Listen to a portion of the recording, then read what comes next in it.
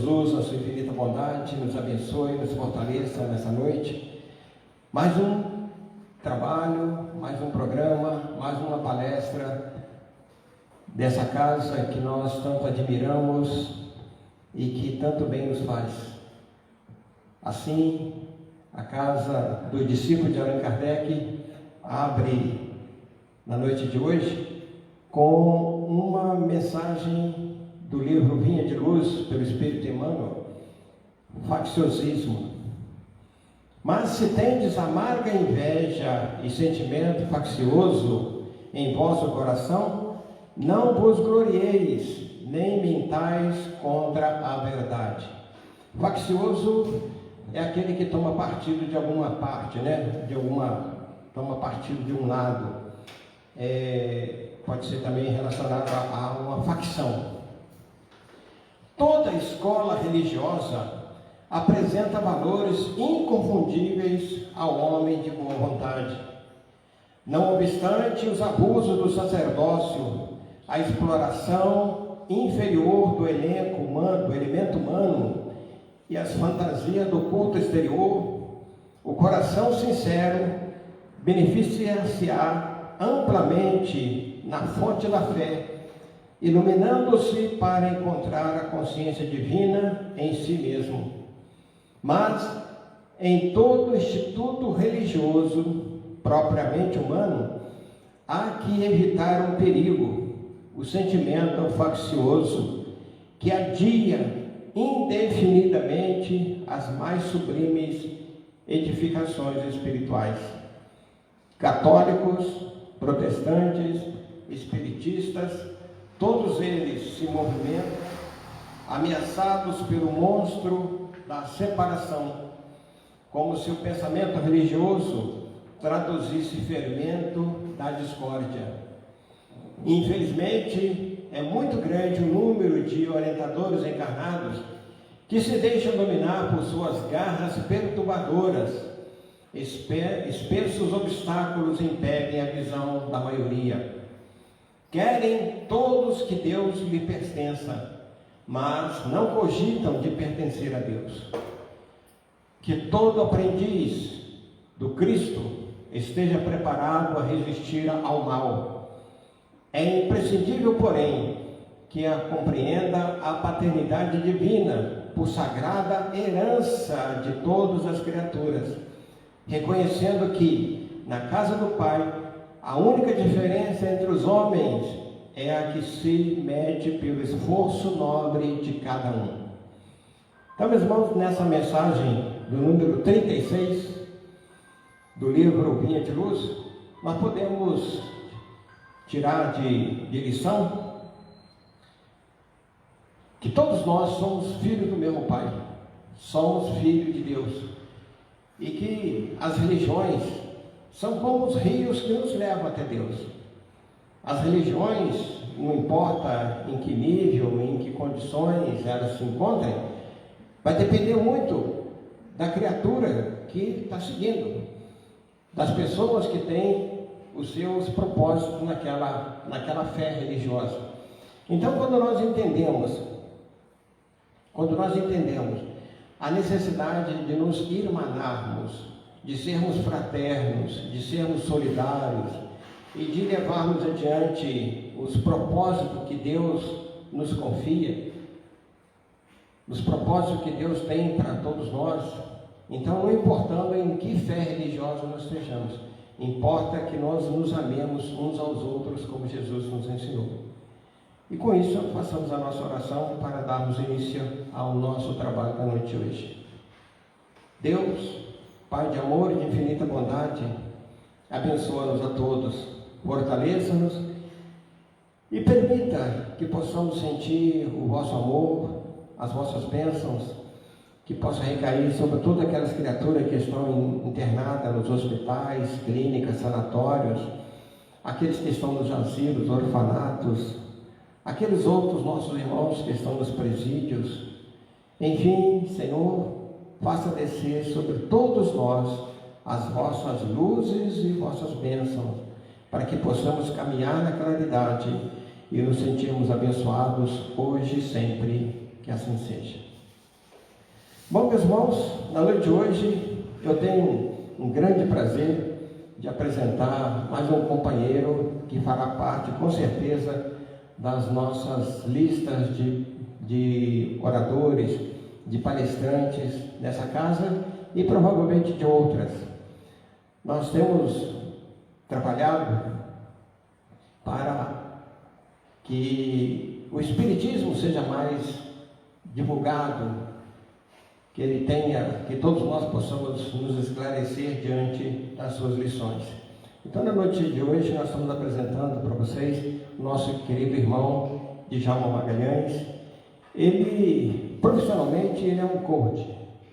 Ele trabalha com treinamento, ele tem a sua própria escola de formação, e aqui hoje ele vai falar de como é que nós podemos trabalhar essa consciência, despertar nossas consciências, né? E promover o ser integral que somos todos nós, composto de corpo, de alma, de espírito.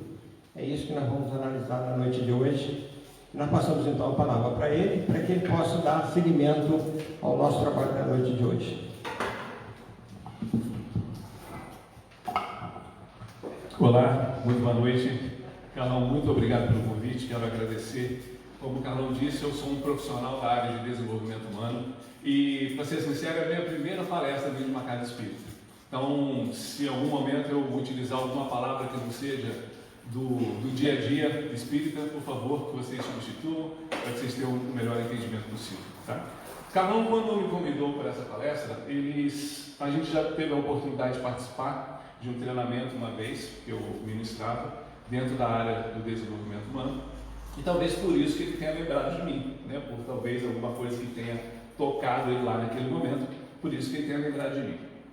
Sempre quando a gente fala de desenvolvimento humano, sempre que a gente fala de qualquer desenvolvimento, sempre existe um momento inicial, que dentro do desenvolvimento humano a gente chama até de momento atual, que aqui eu vou chamar de hoje. Quem somos nós hoje?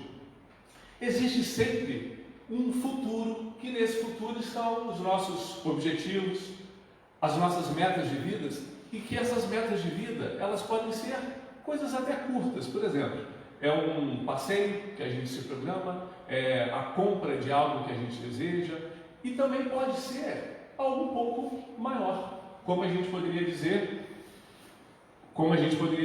como uma grande missão de vida. Eu acredito que nós temos uma missão de vida. A gente não está aqui nessa terra de passagem e simplesmente pelo dia em si. Existe uma continuidade de tudo. Isso tudo que a gente faz é exatamente para que a gente possa alcançar essa nossa missão de vida, que é um propósito maior da nossa vida aqui. Não é um objetivo curto, mas é algo que talvez um dia nós assumimos como responsabilidade para que a gente pudesse cumprir aqui até então. E de hoje até esse futuro, até esses objetivos da nossa vida, é uma caminhada. Que nessa caminhada, nesse momento dessa caminhada, é exatamente onde a gente vai reconhecer a cada passo dado, a cada momento, o que realmente pode acontecer em nossas vidas. E é muito normal que nessa caminhada, nesses passos, eventualmente a gente encontre alguns obstáculos na vida. Eu acho que é difícil a gente conversar com alguém que nunca passou por algum momento de superação na vida muito grande. E esses obstáculos, vamos entendê-los como desafios. Será por que esses desafios existem na nossa vida? Vocês fazem ideia? Quando vocês se deparam com um determinado desafio, o que vocês pensam? Que é uma coisa ruim ou uma coisa boa? Muitas pessoas, quando se deparam com qualquer desafio, com qualquer obstáculo, logo pensa assim: nossa, eu quero me livrar dele o mais rápido possível. E muitas vezes eles mudam de direção, muitas vezes eles escolhem um outro objetivo e saem daquele objetivo, daquela meta de vida, daquela missão, daquele propósito maior que um dia eles haviam definido. Muitos até querem voltar para trás, muitos desistem daquele objetivo e querem voltar para trás. E quantas pessoas vocês conhecem que tem um momento de largada, um momento de saída, estão sempre iniciando algo, mas nunca chegam a lugar nenhum? Provavelmente vocês conhecem pessoas assim. Eu não estou dizendo que a gente não possa mudar os nossos objetivos de vida. Eu não estou dizendo que a gente não possa, eventualmente, até desistir de algo. Podemos sim. Mas será que na nossa vida, se a gente sempre desistir, a gente não vai perder uma grande oportunidade, que é a oportunidade do nosso desenvolvimento? Será que esses desafios, que esses obstáculos que existem na nossa vida, eles não existem exatamente para que a gente, diante de um obstáculo, a gente pense assim, poxa, ele talvez seja maior do que eu, talvez. Naquele primeiro momento a gente pensa, talvez, poxa, eu não vou conseguir superar isso.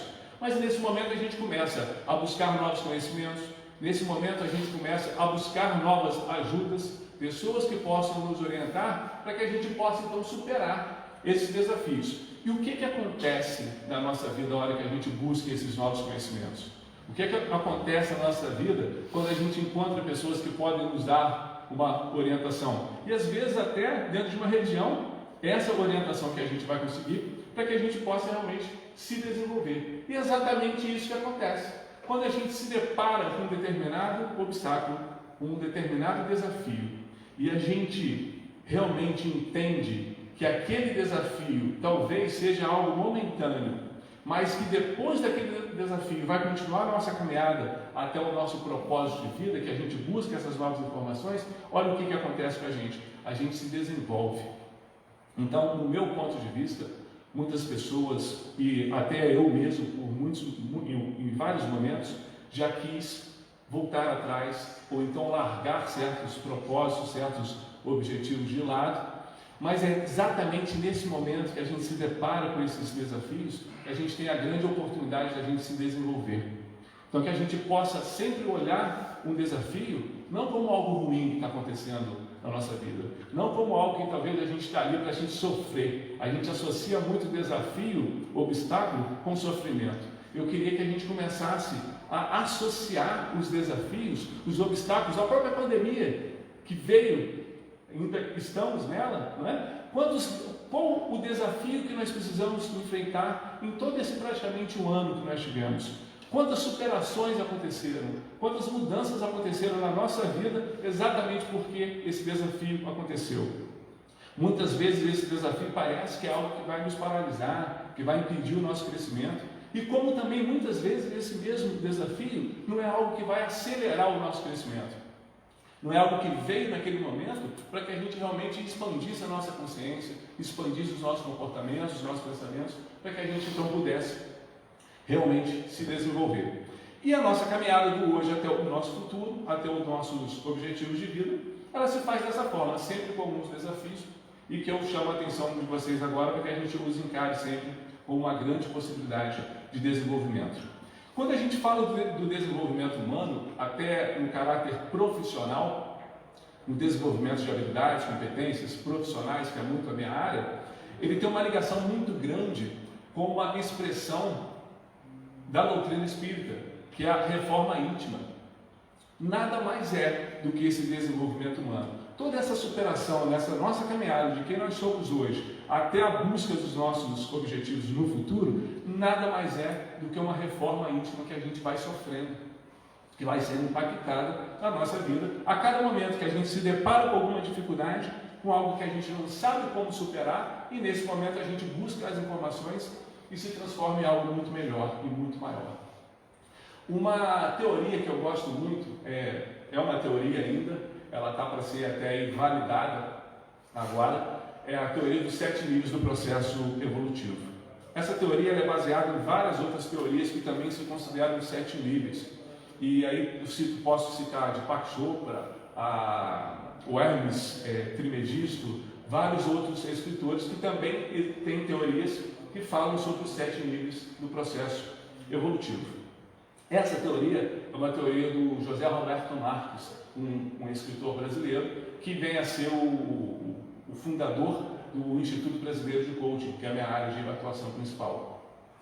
Essa teoria é como se fosse uma pirâmide. O primeiro nível dessa teoria é o nível do ambiente. E a hora que você observa o ambiente ao qual você está inserido hoje, quais são os limites e oportunidades que esse ambiente te oferece? O que esse ambiente hoje te oferece de possibilidade de desenvolvimento? O que esse ambiente hoje te oferece, talvez, de limite ao seu desenvolvimento? E de que forma que você está lidando com isso? Faz sentido para vocês que, muitas vezes, dentro do ambiente familiar, dentro do ambiente profissional, a gente se depara com vários limites e dificuldades? E como que a gente está lidando com isso lá dentro? A gente está lidando de uma forma a entender que esses limites são algo que possa fazer com que a gente se desenvolva? Ou a gente está lidando com aquilo simplesmente como um limite e que eu não posso fazer nada além disso? É exatamente nesse limite que começa a criar todas as outras possibilidades que nós temos acima e a partir do segundo nível. No segundo nível, a gente pode começar a falar sobre os nossos comportamentos. Quais são os comportamentos? Como que você se comporta hoje dentro do ambiente? Faz sentido que o ambiente ele interfere diretamente nos nossos comportamentos? Dependendo do local onde nós estamos, nós nos comportamos de uma determinada maneira, e dependendo de outro local que nós estamos, nós nos comportamos de outra maneira.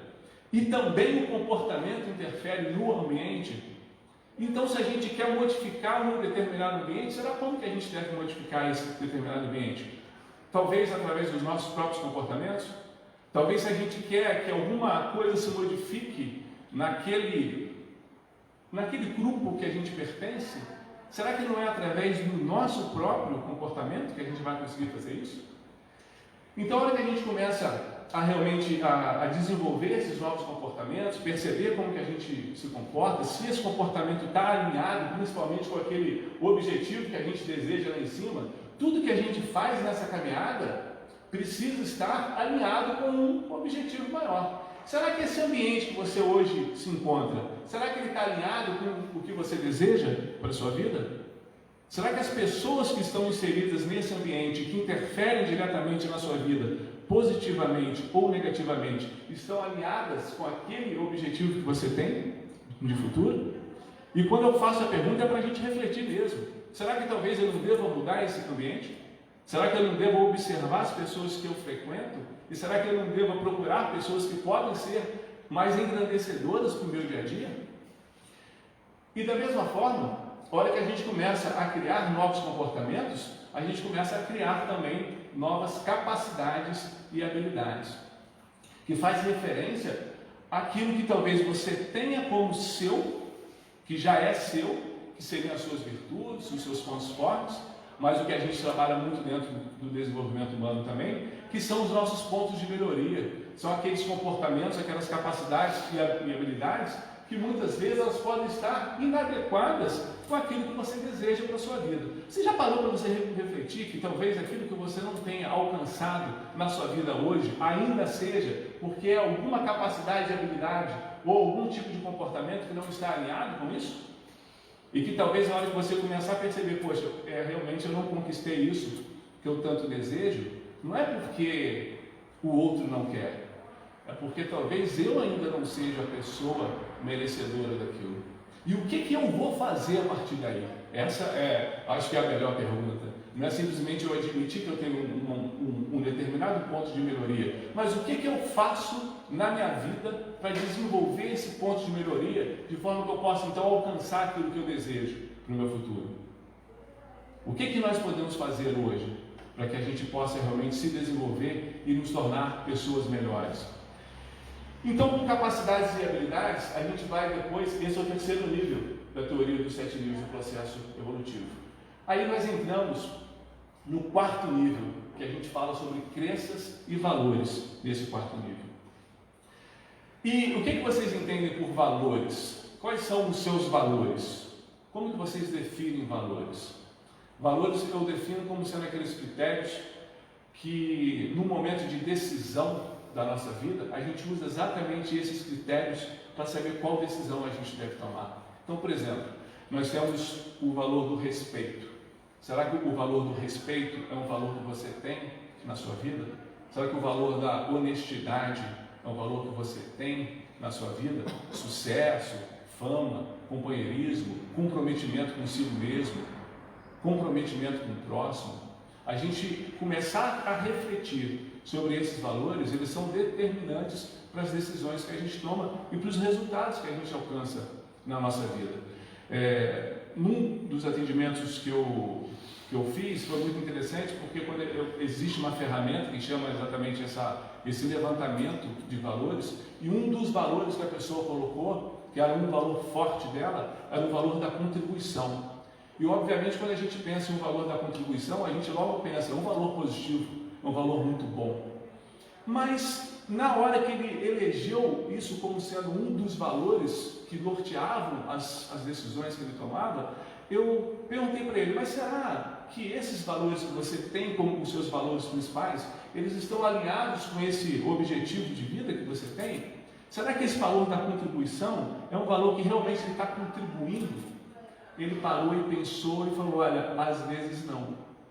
Porque às vezes no intuito de contribuir, olha só como saber os valores, a gente fazer uma boa reflexão sobre eles é interessante. A princípio, contribuição é sempre bom. A gente poder querer contribuir com o outro é sempre muito bom. Mas olha a reflexão que foi gerada naquele momento. Ele falou, olha, Djalma, eu às vezes na intenção de contribuir, eu assumo compromissos que eu não consigo cumprir. E nessa hora, eu acabo que eu não contribuo. Então ele citou uma passagem da vida dele, que no intuito de contribuir com uma outra pessoa, ele acabou se prejudicando e prejudicando uma outra pessoa, essa outra pessoa. Então nem sempre aquilo que a gente entende, contribuição é bom. Será que sempre é bom? Será que não vale uma análise e pensarmos, será que realmente todos esses valores que eu tenho não são valores que eu preciso revê-los? Ou então ajustá-los? Eu não penso que a gente vai deixar de ter certos valores, mas saber dosá-los, saber de que hora que eu devo utilizar aquele valor como o meu valor principal e de que hora que talvez eu devo pensar, peraí, talvez não seja a hora de eu utilizar esse valor. Por exemplo, entre um valor da honestidade e da segurança. Vamos uma pessoa que tem o valor da honestidade e da segurança. Ele está desempregado e é oferecido para ele um determinado emprego que não é um emprego 100% lícito. Não é algo ilícito, mas não é 100% lícito. Aquele que tem um valor da honestidade muito superior, ele nem aceita. Ele fala, não quero nem saber, que papo é esse? Eu não quero. Eu sou uma pessoa honesta, eu não vou aceitar nada que não seja honesto. Mas é aquele que tem um valor da segurança muito superior ao da honestidade. Será que eventualmente ele não vai abrir mão de algo como honestidade em função dessa segurança que ele tanto almeja? Então a gente conhecer esses valores é muito importante para que a gente tenha essa noção de quem nós somos e realmente aonde que a gente deseja chegar. E quando a gente fala de crenças, que é um outro detalhe que está aí no quarto nível também, dos 7 níveis do processo evolutivo. Sempre dentro do desenvolvimento, um dos momentos dos nossos treinamentos que eu mais falo é exatamente sobre crença. E as crenças não são as crenças religiosas, mas são todas aquelas verdades absolutas que a gente vem adquirindo desde o momento do nosso nascimento. Desde o momento que a gente estava lá dentro do útero materno, tudo que a gente viu, ouviu, sentiu, a gente vem absorvendo, e isso vai fazendo parte de uma programação. E uma programação neuronal, é uma sinapse nervosa que acontece, e a partir daquele momento você entende aquilo como uma verdade absoluta. E será que essa verdade absoluta que um dia foi programada, talvez um fato que tenha acontecido com a nossa mãe ou com o nosso pai, geralmente um ambiente onde a gente é mais programado é o ambiente familiar, as pessoas da nossa família, pais e mães, ou então pais substitutos, são os que mais nos programam? Será que uma verdade absoluta que um dia existiu, que foi uma verdade dos nossos pais, será que ela é válida até hoje? Será que a gente pode seguir todas essas verdades e todas essas crenças até hoje? Será quais são as crenças que hoje você tem que talvez não estejam alinhadas com o seu desenvolvimento? Eu não estou dizendo só com a conquista material, não. Eu estou dizendo alinhado com aquilo que você tem até talvez de desenvolvimento espiritual. Que talvez aquela informação, aquela verdade que um dia foi uma verdade absoluta através dos nossos pais ou do ambiente que a gente frequentava, será que aquilo até hoje eu posso sustentar como algo realmente importante e necessário para a minha vida? E vamos falar sobre a parte financeira. Dinheiro não dá em árvore. Era uma crença que a gente ouvia falar muito antes. Dinheiro é sujo. Quantas vezes a gente trabalhando as crenças financeiras, as crenças nem sempre elas são conscientes. Mas automaticamente, quando você pensa que algo é ruim, por exemplo, o dinheiro é sujo, inconscientemente, o que você vai fazer com algo que seja sujo? Você vai querer se afastar dele. Você não vai querer ter aquilo com você.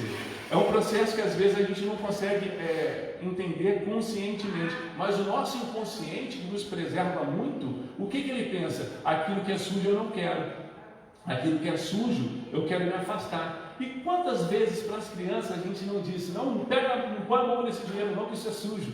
E talvez a gente estivesse naquele momento programando ele uma programação negativa com relação a dinheiro. E várias outras programações existem, que elas podem ser positivas, as crenças elas podem ser positivas, mas também elas podem ser crenças negativas. E quantas crenças negativas nós temos hoje que nos impedem do nosso progresso, que nos impedem do nosso desenvolvimento?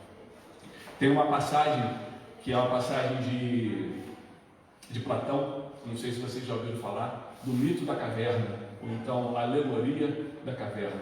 É uma passagem muito interessante, que ela conta uma história de homens que foram aprisionados desde muito cedo, desde muito criança, desde o momento que eles nasceram. Então eles foram aprisionados, eles foram acorrentados, de forma que eles só conseguiam olhar para frente e para o muro. Eles eram acorrentados, de forma que eles só conseguiam olhar para frente e para o muro. E atrás passavam figuras, e a projeção dessa figura no muro, na frente, era tudo que eles conheciam como realidade. Então, tudo que era projetado ali, a única noção de realidade que eles tinham, eram aquelas figuras que eram projetadas. Então, eles só conheciam na vida deles aquilo que era projetado. E existia sempre os manipuladores da época, as pessoas que interferiam no padrão de consciência, nas crenças e no conhecimento, aquelas pessoas que detinham o conhecimento, projetavam, obviamente, as figuras que eram interessantes a eles. E aqueles homens ali, presos, só conheciam aquilo que era interessante às pessoas que governavam aquela região. Chega um determinado dia que um desses prisioneiros ele se liberta, isso era dentro de uma caverna.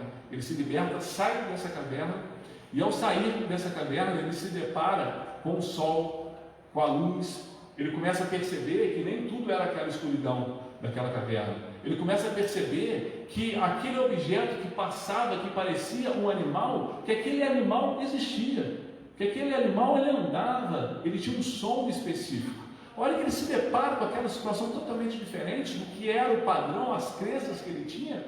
Ele se depara primeiro que a luz do sol, a luz ofusca. Quando você está na escuridão e vai para a luz incomoda os olhos. A verdade incomoda os olhos. Olha que ele se depara com aquela luz e se sente incomodado e percebe aquela diferença de realidade, diferente daquilo que ele vivia dentro da caverna. Ele fala, poxa, eu tenho que voltar para a caverna e falar isso com os meus amigos. Tenho que informar que existe essa outra realidade aqui fora. Ele rapidamente volta para dentro da caverna e começa a falar com os amigos. Só que os amigos não reconheciam a voz dele, porque até então eles não se comunicavam. A hora que ele começou a falar para os amigos, olha, lá fora tem um sol, tem uma luz, lá fora tem uma vida totalmente diferente do que essa que a gente conhece aqui dentro. Os amigos falaram, você é doido, isso não existe. E quantas vezes a gente não vive dentro de uma caverna? E quantas vezes a gente não vive dentro de padrões que são impostos para a gente?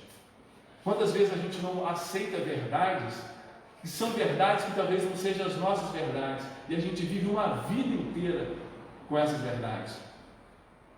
O tema que o Carlão trouxe para a gente é exatamente esse do despertar, né, Carlão? Que é essa proposta. Será em que área da nossa vida que a gente não precisa despertar? Será que não seria na área espiritual? Será que não seria na área dos nossos relacionamentos?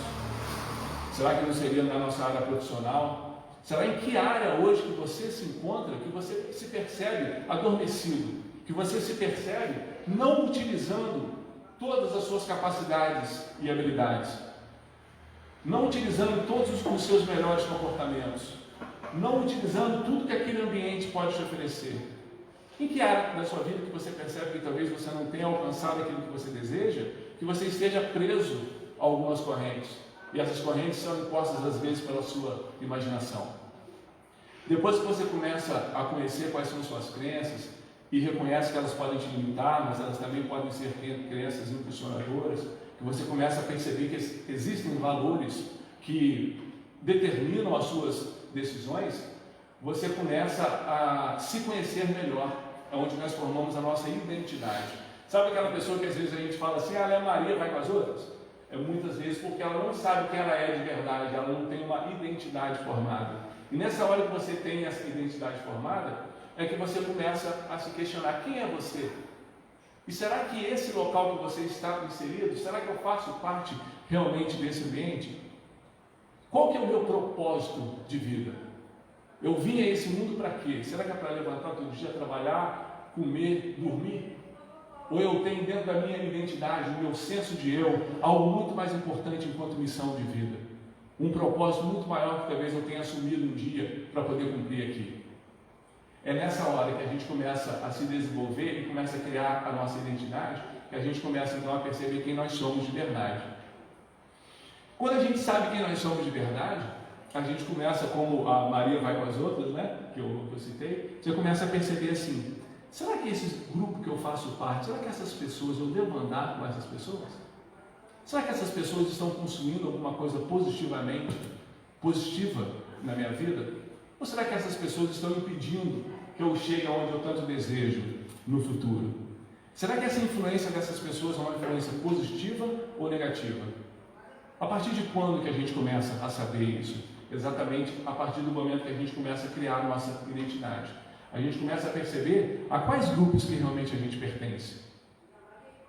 Será que hoje você está inserida, e com certeza não é esse grupo aqui que você não deve pertencer, mas em qual grupo que hoje na sua vida você está inserido ou inserida, que você percebe que esse grupo ele já não te agrega nada mais? E que talvez você deva modificar esse grupo. Quais são as pessoas na sua vida hoje que você percebe que estão influenciando negativamente na sua vida? Pessoas ou coisas, tá? Aqui a gente está falando sobre identidade, então a gente começa a falar também sobre grupos e sobre pessoas, mas pode ser aquele programa de televisão que você está vendo que você percebe que aquilo já não te ajuda mais. Que você poderia estar aproveitando muito melhor o seu tempo. E não aproveitando o seu tempo, você não conquista aquilo que você deseja e às vezes questiona as faltas de possibilidade que você tem. Será o que hoje você pode? Uma das grandes habilidades de quem trabalha com desenvolvimento humano é fazer perguntas, né? Porque eu acho que nas perguntas eu faço refletir, a gente faz a outra pessoa refletir e reflete na própria verdade. Eu entrego uma verdade absoluta aqui, pode ser que essa verdade ela não encaixe para vocês, mas a hora que eu te faço uma pergunta, você busca as respostas e as verdades dentro de você, é algo que faz muito mais sentido. Então será o que você precisa mudar na sua vida, que uma vez mudando, que a partir da sua identidade, você começa a perceber que talvez pudesse ser muito diferente os seus resultados.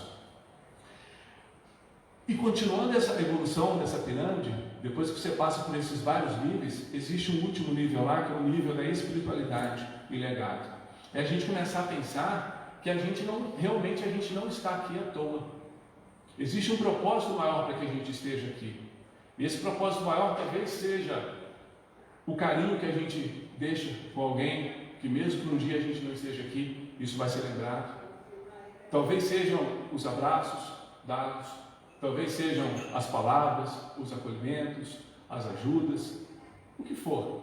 Mas existe um propósito maior, ou um trabalho que a gente tenha desenvolvido, que esse trabalho tenha criado um impacto muito grande na vida das pessoas. Faz sentido para vocês que existe algo maior, que o dia que a gente não tiver nesse corpo físico, existe um propósito que a gente passasse além dos aprendizados, mas existe também algo que a gente deixa para os que continuam? E algumas coisas a gente leva, a gente que acredita que existe uma continuidade, alguma coisa a gente leva, mas muita gente deixa, e isso faz parte desse nosso legado, disso que a gente vem construindo diariamente, disso que a cada passo da nossa caminhada a gente vem construindo. E qual será a sua grande missão? Eu tenho como grande missão, eu entendo que seja a minha missão, que é realmente colaborar de alguma forma no desenvolvimento das pessoas. Eu entendo que essa é a minha maior proposta de vida. E quando você está inserido na sua missão, quantas vezes você se sentiu inseguro em estar fazendo algo? Quantas vezes você se sentiu dentro de um ambiente que você percebia que aquele ambiente não era um ambiente adequado? Faz sentido que talvez aquele ambiente fosse um ambiente que ele não está alinhado com a sua missão de vida? Que quando você está fazendo alguma coisa, quando você está inserido dentro de um ambiente, com comportamentos, capacidades e habilidades, utilizando todas as suas crenças e a sua identidade, e isso está alinhado com a sua missão de vida, você está ali dentro, você está feliz, você está ali dentro, você está entregando todo o seu potencial. Uma vez eu vi um programa do Sergio Groisman, e uma pessoa da plateia perguntou assim, como que eu faço para saber aquilo que eu sou bom? Como que eu faço para mim ser bom em algo? Aí uma pessoa lá respondeu para ele assim, faz aquilo que você gosta. Faz aquilo que você gosta de fazer. E faz repetindo, obviamente uma coisa boa, né, gente? Não estou dizendo uma coisa que a gente gosta que não seja positiva. Mas faz aquilo que você gosta de forma repetida. E você vai ficar bom naquilo. Dificilmente você fica bom em algo que você não gosta. Por quê? Talvez aquilo que você goste e aquilo que você fazendo frequentemente você vai ficar bom, está totalmente alinhado com aquele legado e com essa noção e missão de propósito maior, que é aquilo que você realmente espera para a sua vida e que um dia a gente entende que talvez a gente tenha assumido como um compromisso. Então que a gente saiba que existe sempre uma missão e um legado, um propósito muito maior em tudo que realmente a gente entende dos nossos passos aqui. Que é o além de essa visão de propósito, né? essa missão. Dentro de toda essa caminhada, como eu disse, existe a reforma íntima, né? Como é uma expressão muito utilizada dentro da doutrina. Existe uma pessoa que me impactou profundamente, hoje eu não convivo mais com ela, mas ela, hoje temporariamente eu não convivo mais com ela, mas ela me impactou profundamente e ela deixou guardado na minha consciência uma frase que a vida começa não quando você nasce, mas quando você desperta. E às vezes a gente se coloca adormecido para muitas situações que acontecem na nossa frente e simplesmente a gente não se atenta, não percebe, a gente não está voltado, a gente não está com todas as nossas faculdades voltadas para aquilo e a gente não consegue perceber o que é isso. Então que de alguma forma, nesse talvez meia hora, 30 minutos que a gente tenha conversado, que de alguma forma a gente tenha despertado dentro de vocês essa necessidade de a gente estar presente naquilo que a gente faz, essa necessidade de a gente entender quais são as nossas qualidades e as nossas virtudes e de que forma que eu posso realmente utilizá-las para criar um mundo melhor para mim, mas também criar um mundo melhor para o outro. Porque talvez a minha missão não seja só eu realizar coisas para mim, mas seja principalmente eu realizar coisas para as outras pessoas, dentro desse legado que eu vou deixar. Então que a gente possa realmente estar despertos, que existe um propósito para que a gente faça tudo isso que a gente faz aqui. E que esses obstáculos que muitas vezes a gente tenta evitá-los, são esses obstáculos que Deus encontra a melhor forma de nos ensinar aquilo que é necessário, para que a gente possa buscar realmente esse desenvolvimento, possa praticar essa reforma íntima e possa chegar lá na frente e um dia, quando a gente voltar para a nossa casa e que a gente entenda que realmente a gente esteve aqui nessa passagem, que realmente a gente cumpriu com tudo aquilo que era o nosso propósito, que a gente tenha feito realmente uma vida que tenha valido a pena ser vivida, que a gente tenha deixado um legado, que a gente tenha vivido algo que realmente tenha sido importante, tá bom? Agradeço a vocês, chamo o nosso amigo Carlão aqui novamente para poder continuar e fazer a continuidade agora dentro das reflexões mais voltadas para o cabeceiro. Muito obrigado, meu amigo. Dança das cadeiras. Isso, vamos fazer dessas cadeiras. Dança das cadeiras aqui. Bom, meus irmãos, essa foi a primeira parte. Agora a gente vai até meia-noite, mais ou menos. Tá bom? Até lá, dá para a gente fazer o restante aqui, porque o nosso irmão, ele nos apresentou uma grande oportunidade para a gente começar a pensar em outras coisas a mais, né? Então, quando a gente fala de, como ele disse, despertando as consciências e promovendo o ser humano, o ser integral, eu queria lembrar aqui alguns apontamentos bem interessantes, que está relacionado, por exemplo, o que a enciclopédia nos diz? As enciclopédias nos falam que o homem é um animal racional, moral e social, mamífero, bípede, bímano, capaz de linguagem articulada, que ocupa o primeiro lugar na escala zoológica, é o ser humano. Mas será que é isso que nós estamos vendo? É isso que nós estamos assistindo ao longo das nossas etapas, com tanta crueldade, com tanta disseminação do mal, com tantos problemas que a humanidade tem apresentado? E quando a gente pensa e a gente se aprofunda um pouquinho mais, meus irmãos, nós vamos ver que ocorreu um momento que John Diante fala que é o momento mais eloquente do seu processo evolutivo, quando o homem adquiriu a consciência de discernir entre o bem e o mal, entre a verdade e a inverdade, ou a mentira, entre o certo e o errado. E aí o homem entra nesse caminho que o Djalma nos propõe, que nós temos um começo, nós temos os desafios e nós temos um futuro que nós devemos atingir. E esse futuro nada mais é do que a questão da angelitude. Todos nós estamos passando por isso aí, no início como espíritos simples e ignorantes, chegando ao ponto, passando por todas as etapas até chegar à condição de espírito puro e depois nos tornarmos Cristos. Vós sois deuses, podeis fazer tudo o que eu faço e muito mais. Então é uma dependência que nós estamos atravessando. E lembrar, meus irmãos, que Deus confia em nós. Olha que interessante isso, Deus confia em nós. Por quê?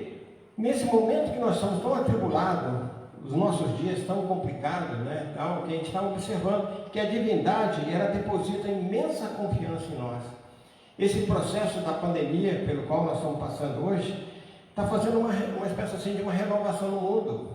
Novos conceitos, nova maneira de olhar, nova maneira de pensar, nova maneira de sentir, nova maneira de ver o outro, nova maneira de nós sentirmos o quanto nós precisamos modificar a sociedade para que ela seja uma sociedade feliz. Então, nesse caminho que nós estamos caminhando, que nós estamos atravessando e tal, nós vamos ver, meus irmãos, que nós temos que buscar valores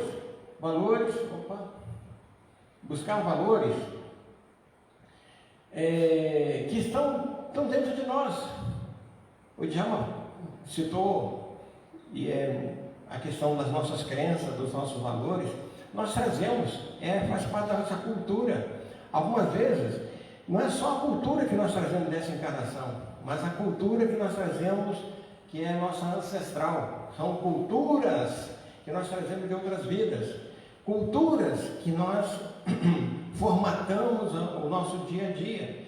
Então, quando nós pensamos nisso, meus irmãos, é isso que vai fazer com que a nossa existência corporal, ela não seja simplesmente en passant, né? Nós não estamos aqui de passagem, nós não estamos aqui a passeio, nós não estamos aqui para brincar, nós estamos aqui para fazer coisas muito importantes. E isso começa nesse momento. Isso começa na hora que nós despertamos para os valores celestiais. Então, encontrar-se com a vida, enfrentá-la e triunfar, eis o nosso fanal. É isso que faz parte até de uma música, né? Que nós precisamos desenvolver cada vez mais. Essa é a nossa vontade de nos devotarmos à vida que nós estamos vivendo. E como é que nós estamos passando esse nosso momento no dia de hoje? Assim, meus irmãos, nós vamos ver quanto nós estamos enfrentando nos nossos dias com a questão da rotina, né? Lembrar que a rotina é uma ferrugem na engrenagem da preciosa maquinaria, e ela corrói. Onde tem ferrugem, nós sabemos que as coisas estão de mal a pior. Então não podemos enferrujar as nossas ferramentas interiores, né, que nós trazemos, porque nós sabemos que existe um progresso constante. Esse progresso normalmente é mais voltado para as questões intelectuais, conforme está lá no Livro dos Espíritos. Existe um processo de progredir que não para. Agora, quando nós vamos observar, nós temos um grande problema, que é a questão do desenvolvimento ético espiritual. Então o nosso desenvolvimento espiritual é que muitas vezes fica a desejar. Temos, meus irmãos, os suportes morais, né? Quais seriam esses suportes? Então, a frequência a uma casa espírita, a leitura de bons livros, assistir boas palestras, tudo isso aí faz com que vai contribuir para construir em nós um idealismo de amor. É o que nós precisamos trabalhar para nos aproximarmos cada vez mais, até um exagero aqui, né? Aproximarmos cada vez mais do nosso próximo, porque o nosso próximo está aí, nós somos distantes dele, nós não estamos observando, nós não estamos sentindo o que ele sente. Essa palavra que todo mundo hoje fala, que é a tal da empatia, olha, meus irmãos, quanto ainda nós estamos longe da verdadeira empatia, porque a empatia ela envolve a solidariedade, ela envolve o sentimento mais profundo, ela envolve desinteresse completo, ela envolve principalmente a nossa tarefa de estar com o outro, independente de qualquer coisa, independente do agrado, independente de alguma coisa que nós possamos receber no futuro, né? Então, a verdadeira solidariedade. E também, para nos enobrecermos, nós precisamos nos tornar espíritos nobres. Por enquanto, nós somos vassalos. Estamos passando por aqui sem a devida valorização daquilo que nós somos verdadeiramente. E assim, meus irmãos, a gente observa, conforme Joana de Ângelo nos fala, de uma profilaxia e terapêutica eficaz. Existem os desafios propostos por Jesus, que são de grande utilidade. Quais são esses desafios? Olha bem, quando Jesus fala, né, que nós devemos ter três atividades, né? Amar a Deus sobre todas as coisas, amar ao próximo e amar a si próprio. A grande quantidade das pessoas não conseguiram ainda entender o mecanismo dessas três propostas de Jesus, que são grandes desafios. E quando nós passamos por esses desafios, quando nós vencemos esses desafios, fica muito mais fácil, muito mais tranquilo, muito mais sutil de nós levarmos a vida. Quando nós entendemos o próximo e conseguimos amá-lo, respeitá-lo, respeitar seus direitos, respeitar tudo aquilo que ele possa ter para conosco. E assim nós vencemos a rotina, uma rotina que é massacrante, a rotina que nós podemos eliminar das nossas vidas. Depois nós passamos, meus irmãos, para a questão da ansiedade. Aqui poderia simplesmente dizer o seguinte: o Brasil é um dos campeões do mundo na pílulazinha, né? No remedinho contra a ansiedade. Porque as pessoas resolvem que é um remédio que vai solucionar os seus grandes problemas. E se não, tem pessoas que não tomar o remedinho, ela não está feliz.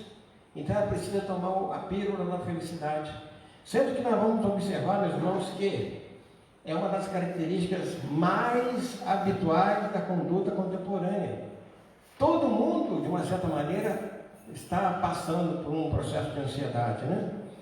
Então, são válidas para esse momento de ansiedade, de insatisfação, de tormenta, as lições do Cristo sobre o amor ao próximo, a solidariedade fraternal, a compaixão ao lado da oração, geradora de energias otimistas e da fé.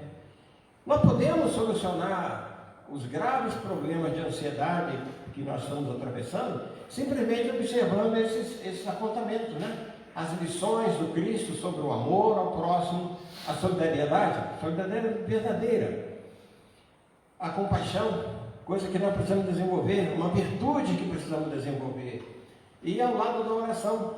Grande parte de nós, meus irmãos, estamos num problema muito sério, que nós desaprendemos a orar. Verdade, desaprendemos a orar. E tem pessoas que só conseguem fazer oração no dia que vem ao centro, no dia que vai à igreja, no dia que passa próximo de algum lugar onde tenha algum oráculo, né? Eu, de vez em quando, eu passo ali pela 60, faço uma caminhada ali pela 60, ou então pela igreja Santa Cecília, e alguma vez eu vejo lá as pessoas que ficam lá orando ali. E uma vez eu perguntei para uma senhora, né? A senhora vem sempre aqui? E ela falou assim: sempre que eu preciso orar. Então, quer dizer, só quando precisa orar, ela vai lá. E se não puder ir lá, se não tiver condições de ir, E se for, por exemplo, à noite, de madrugada, quando normalmente nós precisamos fazer as nossas orações, não é verdade? Então são situações pelas quais nós estamos passando, meus irmãos, que é grave a ansiedade. Muitas pessoas têm desencarnado, muitas e muitas pessoas têm perdido a vida em virtude dessa grave incidência da ansiedade pela qual o mundo está passando, né?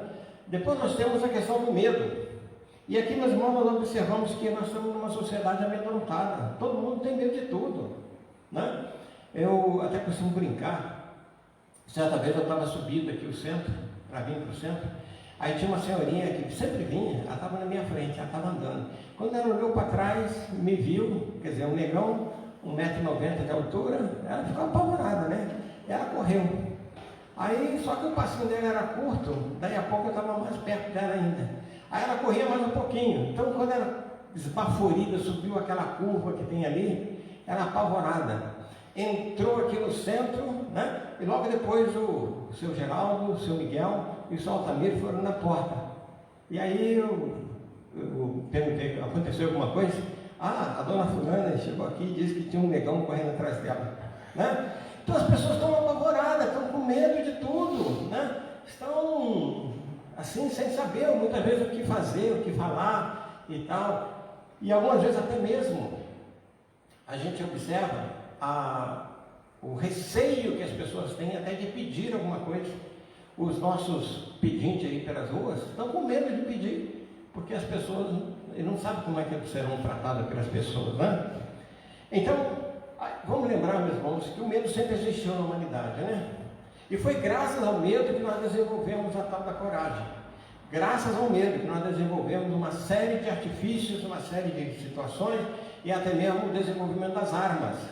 A arma surgiu por causa do medo, para se defender. Então o homem desenvolveu essas grandes, desde as menores armas até as maiores. E a gente vê ainda mais, né? O cerne do ser humano, que é o espírito, é onde se encontram as causas e as matrizes, né? Desse medo. É lá no espírito que está o medo. Está lá. Agora, como é que nós podemos entender isso? Somente na hora em que a medicina, na hora a psiquiatria, na hora que a psicologia entender isso que vai aqui na frente, ó. Procedem das experiências passadas, reencarnações fracassadas, nas quais a culpa não foi liberada, face ao crime haver permanecido oculto ou dissimulado, ou não justiçado, transferindo-se para a consciência faltosa para a posterior regularização. Então, na realidade, os medos que nós trazemos, meus irmãos, são os medos das situações vergonhosas, das situações criminosas que nós nos envolvemos no passado. Então, esse medo está latente. Então, as pessoas têm medo por causa disso.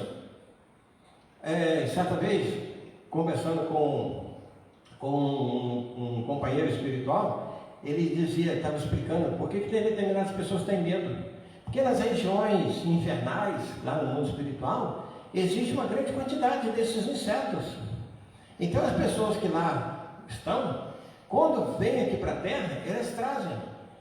Então podemos perceber pessoas que têm medo de barata, de rato, de cobra e tal, e que nunca foi picado por uma cobra, nunca foi sofreu algum ataque de algum desses animais, desses insetos, são recursos, melhor, são lembranças lá do passado que estão latentes nas suas almas hoje. Então é esse medo tremendo que as pessoas têm, né?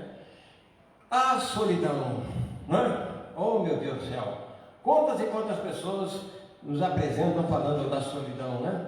E ela se origina nas paisagens do medo. E é, na atualidade, um dos mais graves problemas que desafiam a cultura e o homem. A solidão, meus irmãos, o Chico Xavier, ele falava que ele sentia muito. O Divaldo Pereira Franco, ele relata o estado de solidão que muitas vezes ele se encontra. Embora tenha dezenas, centenas de pessoas ao lado dele, ele está solitário. E para vencer isso, nós só temos uma saída, é sermos solidários, né? Então nós vamos aprender que sem ideal ele se mumifica. Ser solidário jamais se encontra solitário. Então, o que nós precisamos fazer é desenvolver a solidariedade. E assim nós vamos vencer a solidão. O Chico Xavier, quando ele tinha alguns problemas assim, Emmanuel mandava que ele fosse conversar com os pobres, né? Mandava que ele fosse para os bairros mais carentes. E aí, quando ele voltava de lá, ele dizia que ele chorava de vergonha, porque ele tinha tudo e mesmo assim ele já estava sofrendo. Enquanto aquelas outras pessoas muitas vezes estavam sorridentes, estavam felizes por ter alguma coisa. E assim, meus irmãos, nós vamos ver que o egoísta, e a gente vê lá na pergunta 909, 912, 913, nós vamos ver acerca do egoísta. O egoísta, em contrapartida, nunca está solícito, por isso ele está sempre atormentado, está sempre cheio de problemas, e problemas que se agravam cada vez mais, na medida em que ele não quer, muitas vezes, se melhorar, sair dessa solidão, sair dessa questão que o envolve. Então, o egoísmo é uma das chagas da humanidade. E a fé no futuro, a luta para conseguir a paz íntima, então são os recursos valiosos para vencer a solidão. Solidão, então, nós já sabemos como é que nós podemos fazer para sair dela. Outro ponto, meus irmãos, é a questão da liberdade. Nós lembramos que nós temos um instinto de rebeldia, todos nós temos. Nós somos rebeldes até contra Deus. Vocês querem mais o quê? Nós nos rebelamos contra Deus, nos rebelamos contra a justiça divina. Então ela está patente, está latente na psique humana. E por isso que a liberdade é um direito quando o homem se autodescobre.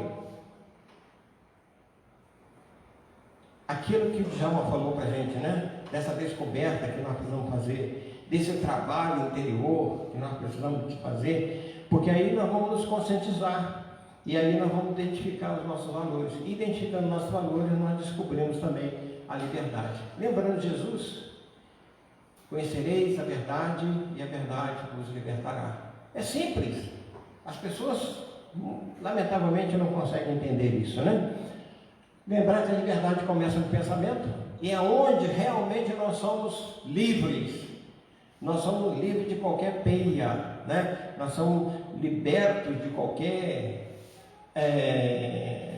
grade, qualquer coisa que possa atormentar-nos. Nós somos livres só do pensamento. É o único lugar que nós somos completamente livres, né?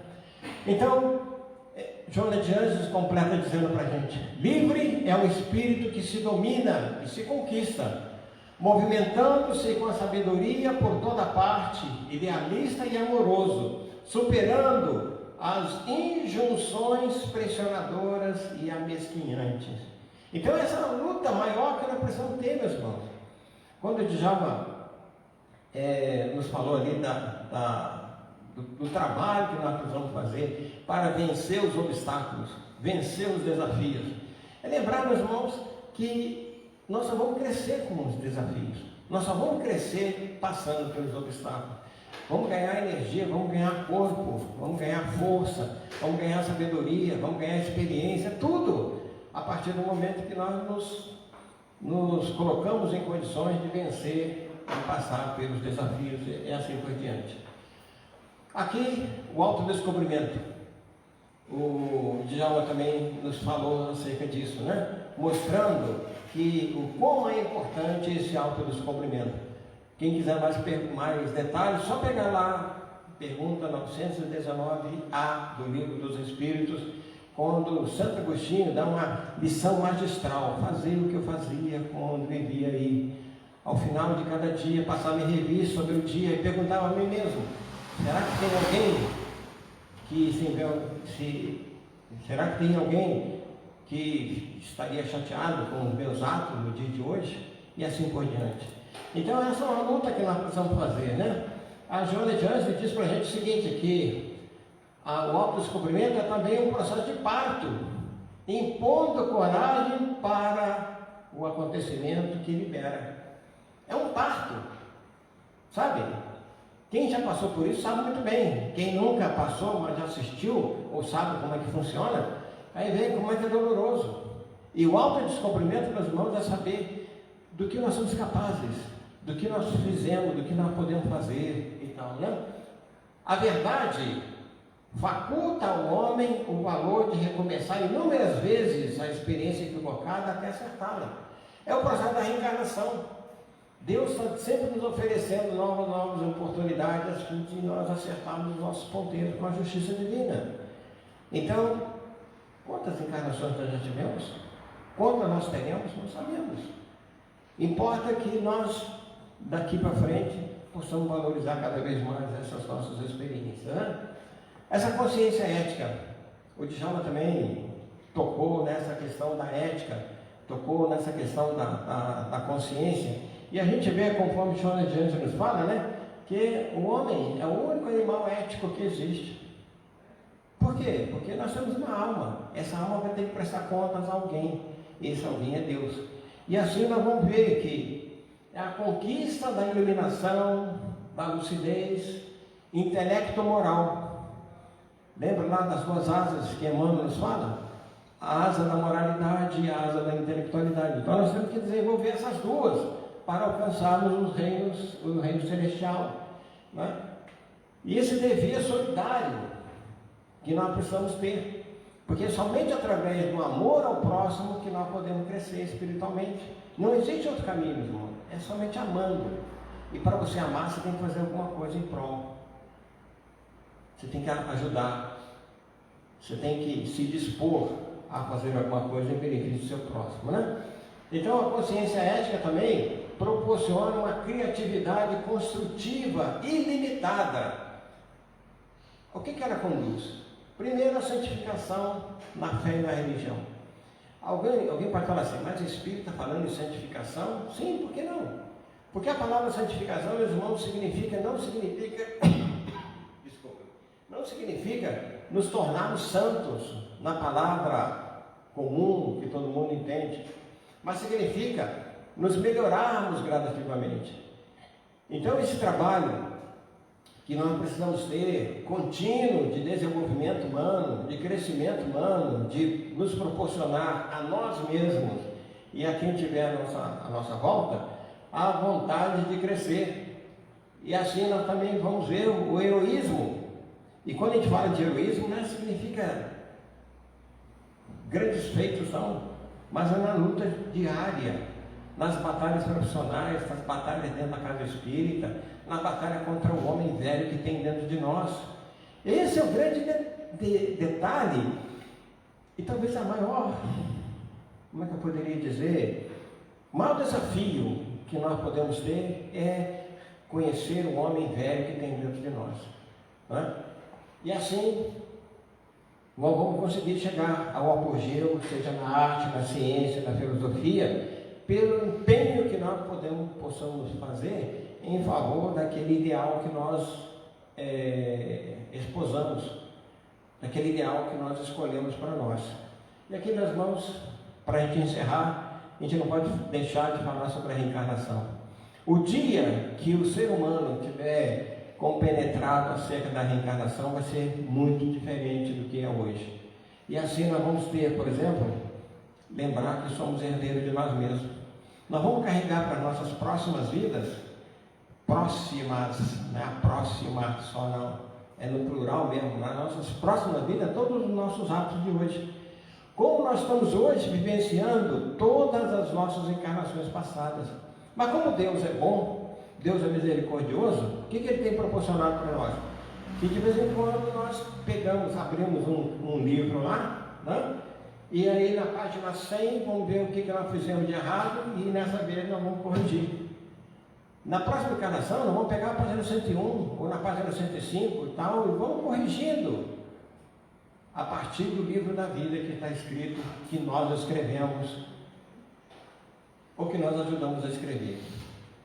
E assim, o conhecimento mais pleno da reencarnação amplia os horizontes da vida orgânica e se desdobra além do túmulo e antes do corpo, com infinitas possibilidades de progresso no rumo da perfeição. É assim, meus irmãos, que nós encerramos o nosso trabalho. Eu quero agradecer ao nosso querido companheiro Djalma, que fez essa brilhante abertura para a gente, e que Deus possa abençoar-nos a todos, fortalecer-nos, para que nós possamos levar adiante todas as nossas tarefas. Muito obrigado, Deus nos abençoe, e o Robson vai encerrar o nosso trabalho na noite de hoje.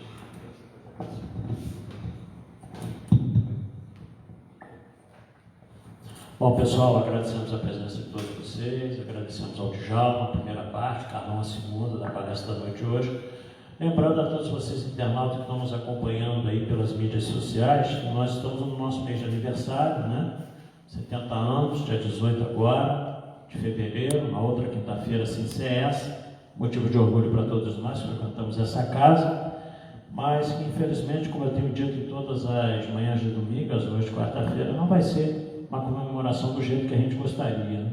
Então não podemos ter aglomerações aqui dentro, mas vamos fazer, na medida do possível, uma comemoraçãozinha, né? Aula comprida, mais próxima aí, da cargo ali da Laurete, né, Laurete? Da gente fazer aqui alguma coisinha para quem estiver presente, né? E